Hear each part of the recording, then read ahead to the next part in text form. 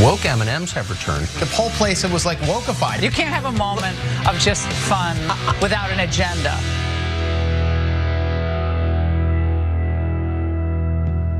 In an age of fake fury, you can't have a moment of fun. You can't even have an ice cold beer without getting enraged about it.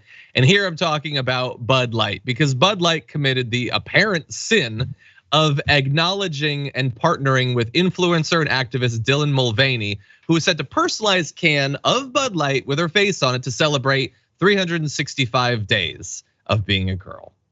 This month, this is a message from Dylan Mulvaney. This month, I celebrated my day 365 of womanhood, and Bud Light sent me possibly the best gift ever, a can with my face on it. That is nice.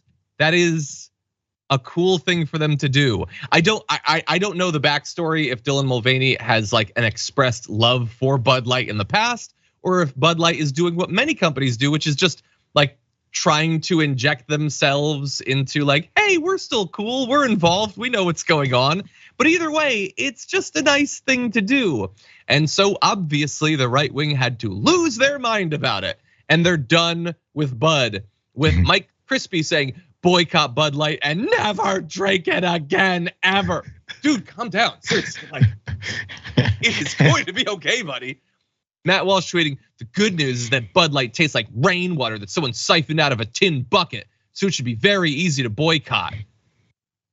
What's the tin bucket thing? Like, I understand you wanted to make a complex metaphor. What are you talking about with the tin bucket? Is Bud Light amazing? No, Bud Light is not amazing. Has that ever been a problem for them before? No, or for me, I drink Bud Light all the time. It's fine. I love that like corporations are supposed to be free from government interference and regulation, unless they do something I don't like, and then they should be nuked from orbit. Go woke, go broke.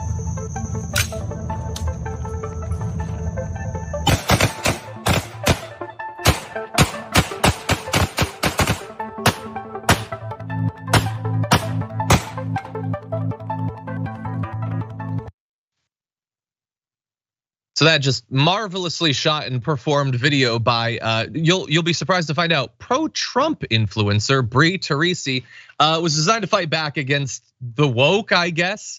It's a boycott, you see.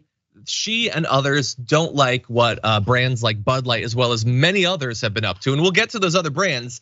And so they want to send a strong signal that they are not going to support these companies anymore because of what they've said or done. And so the way you don't support the companies is you go out and buy a whole bunch of their products and then you lay into them with your machine guns.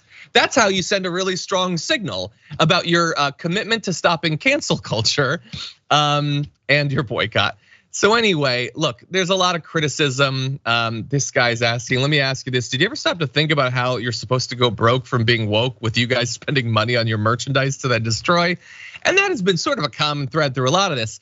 And look, honestly, I think that a lot of conservatives are really between a rock and a hard place, with the rock representing their brains in this case. They really want to boycott these brands because they really, really like canceling things, despite everything they've said over the years. But then they also really, really want clout.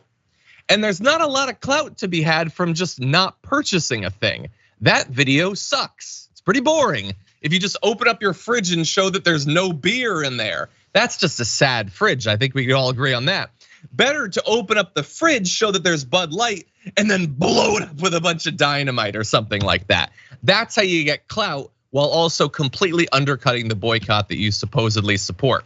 But as I said, that video by Bree Teresi or whatever did not just feature Bud Light. It also featured Tampax and Honey Birdette, a brand I've literally never heard of before. So why was she mad at those brands? Well, Tampax put out a statement on Twitter that says, fact, not all women have periods. Also a fact, not all people with periods are women. Let's celebrate the diversity of all people who bleed. So those statements are indisputable. Here's another interesting indisputable fact. That tweet was put out 3 years ago. Bree Teresi holds a grudge. I can say that about her. It was a tweet 3 years ago. honestly, even if you wanted to hold a grudge, how do you remember that after all we've been through? That was before the election that Dark Brandon stole. Haven't you had other things to occupy your mind? No, but the rage continues. And then Honey Birdette Lingerie put out a picture of a non-binary model. I don't know, I'm gonna check how many decades ago this was put out. Maybe it's recent, I don't know. But in any event, you can see why Bree Teresi and other pro-Trumpers would be mad. After all, it's a non-binary person existing, and also, no wait, that's it. It's a non-binary person existing, and the brand is not actively pretending that those people don't exist or that they don't potentially buy their products.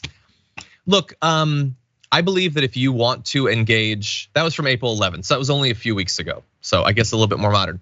If you want to boycott a product, you boycott a product. If you want to fake boycott a product while actually buying more of the product, then you could do that too. You can spend your money however you want or not spend your money however you want. But what you cannot do is do all of whatever that is and then go back to saying that you're for free speech, you're against cancel culture and all of that stuff. If what you actually believe is that people should make purchasing decisions based on how closely companies align with their political and social values, then you can hold that position. But that's not a position that you've been super respectful or supportive of in the past.